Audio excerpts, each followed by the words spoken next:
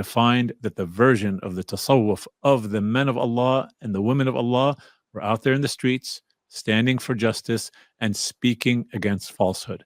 That's real Sufism, because this is all the reality of Sayyidina Rasulullah sallallahu ta'ala alayhi wa ala alihi. But you can't do it unless someone has walked the path before you and is taking you by the hand through it, because there are ups and there are downs, and you need guides in this path.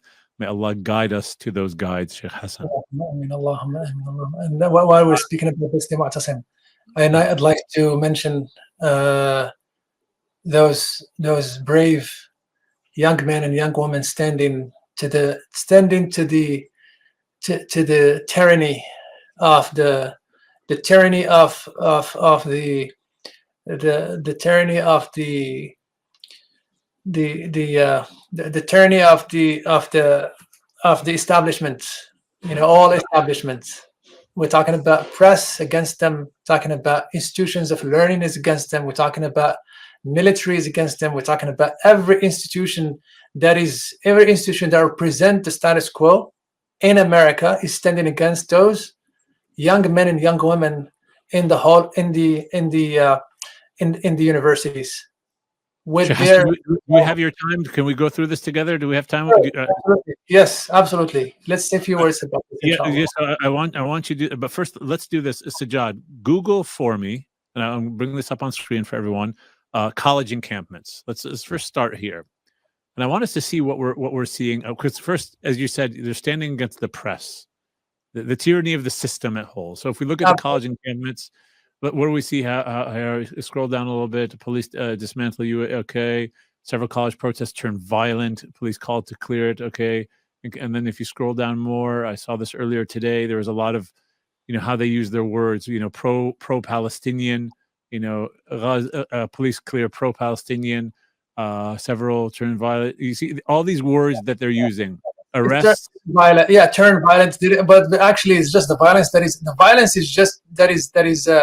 is made against them. That is made against them. They themselves are not violent, but they made it seem that they are the violent people. Like the peaceful encampment is now turning to be violent. You see how here we go. Campus anti-Semitism is, and I understand that this is the Anti-Defamation League. Who's going to sing to the tones of Israel other than those guys? Yeah, we're going to get into it. But you look at all this. The only people that say they're anti-war protesters is Al Jazeera.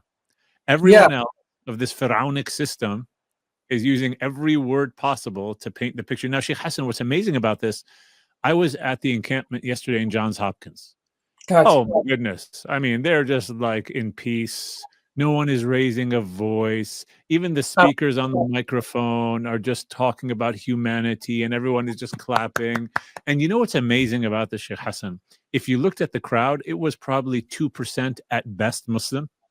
Like I saw, visible signs. The rest of it was white Americans, African Americans, people of all different ethnicities. They're all standing there for justice and for Palestine. And so, I wanted to discuss this because, there's an article, and then I'm going to give the floor to you, Sheikh Hassan, because this is actually a very important topic about the potential that's coming up and the vuln that these people are facing. Just to set this even before we open up the article, Sajjad, for those of us that don't know why the encampments are happening, there are corporations that are making billions and billions and billions and billions of dollars off of this genocide in Palestine, in Gaza, and across the world. Corporations like Lockheed Martin, corporations like Raytheon, corporations like, I forget even some of the other ones that we saw the other day. And a lot of these universities have endowments, and a lot of their funds are invested in these corporations that are supporting the genocide in Gaza. And these students, in a democratic fashion, have brought to the attention of these universities that they want them to divest. And these weak, coward presidents of all of these universities across the United States are refusing to do so. So what happened?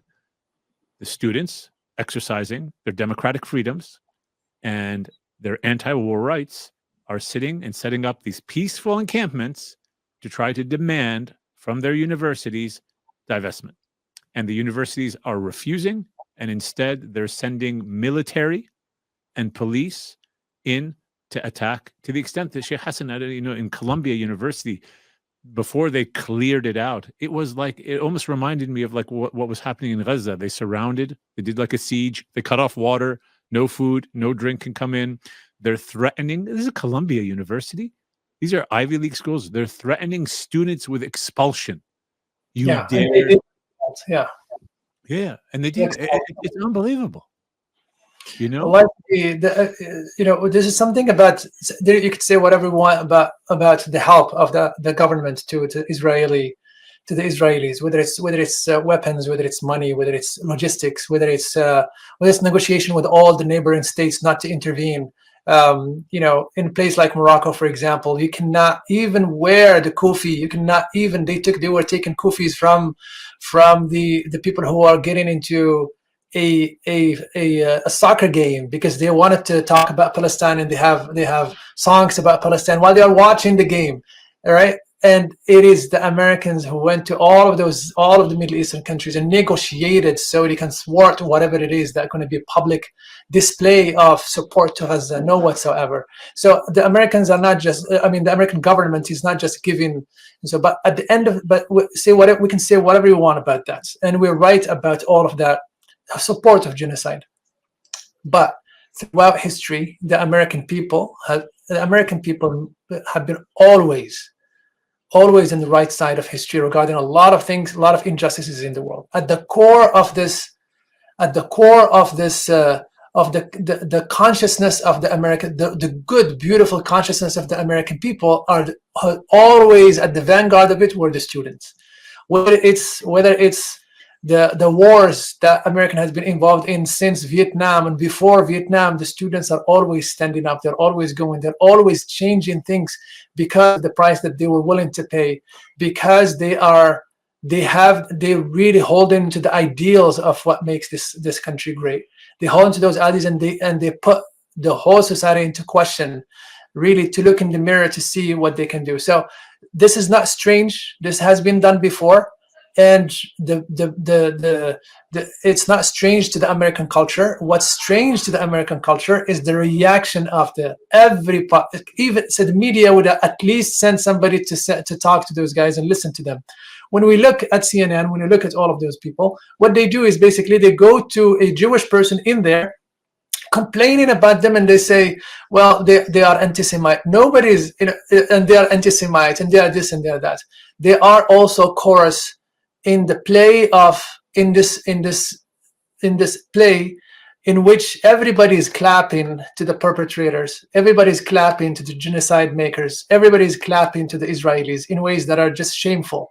So the best we can do after making dua for this movement is to support whatever we can support, is to talk about them, is to make sure that their story is out, because those stories are going to be thwarted by the traditional media. That we make sure that whatever resources we have to retweet or repost, and make sure that we get their view out to the people. We get their view out to the people from all over.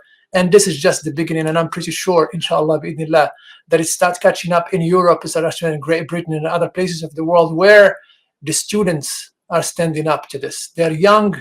They're not idealized. They're not the ideology of the status quo did not teach them, did not reach them, did not corrupt them, and the falsehood and the narrative of the falsehood is something that they see it from far, and we have to support this no matter what. We have to support it. I think that this is something that we have to whatever means we can to support it, so it can become even bigger, so it can become even stronger, to really wake up the American people.